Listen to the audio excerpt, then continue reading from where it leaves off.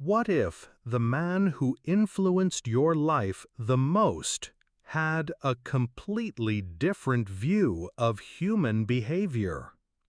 Imagine being in a relationship of total admiration for someone and, at the same time, realizing that their ideas are not compatible with your inner truth. Carl Jung lived this experience when he distanced himself from Sigmund Freud, the mentor who had inspired him to explore the mysteries of the mind. What made Jung break with Freud and follow such a different path? In this episode, we will understand what happened when two of the greatest thinkers of modern psychology clashed, and how this conflict changed the history of psychology. Jung's relationship with Freud. When Carl Jung met Sigmund Freud, he was at a stage in his life where he was searching for answers to deep questions about the human mind. Freud, the father of psychoanalysis, represented intellectual authorization for Jung, who, at 30 years old, saw him as the perfect mentor. Freud believed that sexuality was the key to understanding the unconscious and human behavior. For Jung, this made perfect sense, at least in the beginning.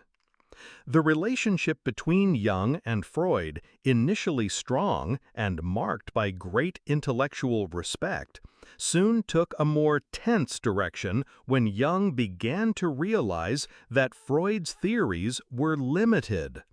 Freud saw the unconscious as merely a repository of repressed desires and an expression of primitive instincts, whereas Jung believed that the human psyche was much more complex and also involved spiritual and cultural aspects.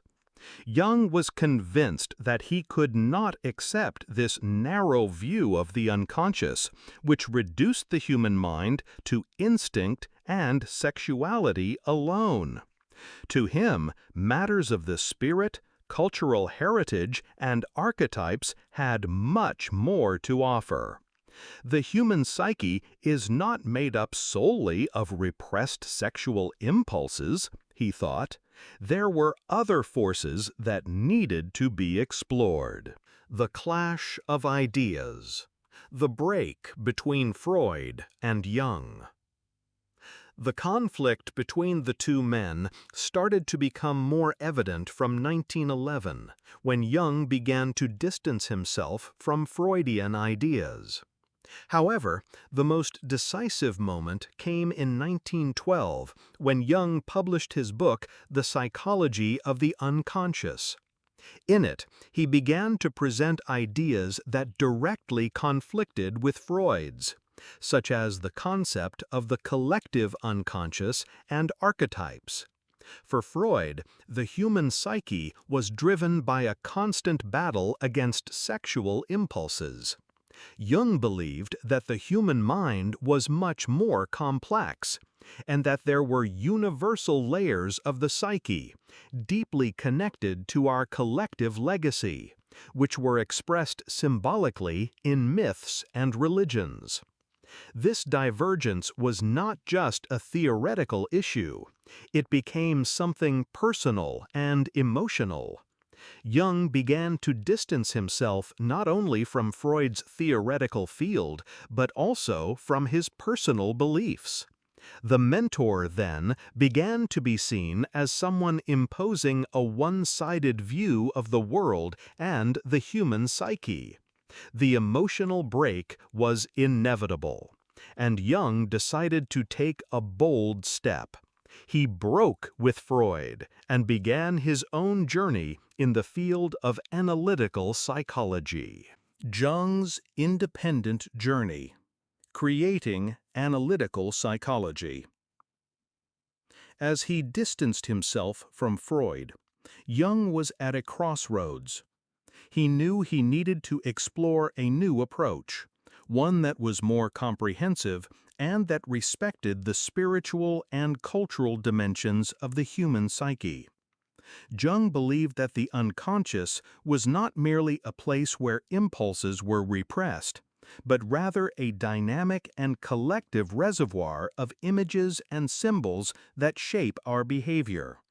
These images and symbols, which he called archetypes, were patterns of behavior and symbolic representations that shape our psyche, such as the hero, the sage, the shadow, the anima/animus.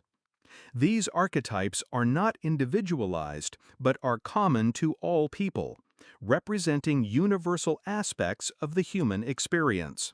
Jung saw these images not just as cultural representations, but as deep structures of the psyche, influencing our emotions, choices, and dreams. Jung believed that human beings were connected by ancestral memories stored in the collective unconscious, which emerge in myths, dreams, and even in everyday behavior. The inner journey, Jung's doubts.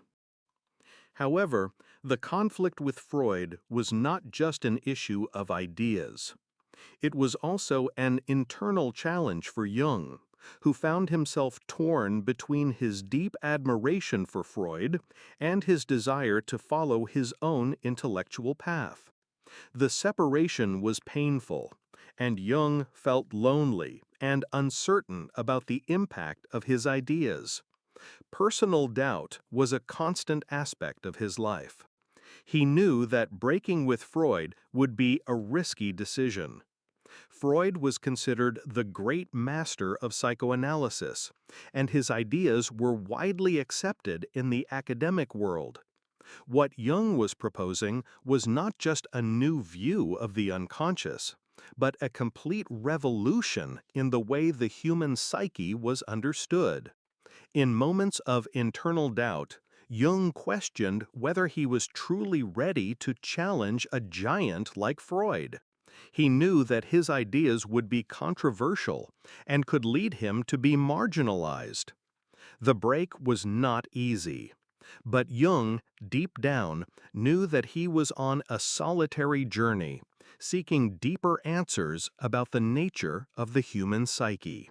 If you enjoyed this episode and want to continue Carl Jung's journey with us, don't forget to leave a like and subscribe to the channel. In the next episode, we will explore archetypes and the collective unconscious and how these profound discoveries of Jung transformed our understanding of the human psyche. Don't miss it. See you in the next episode.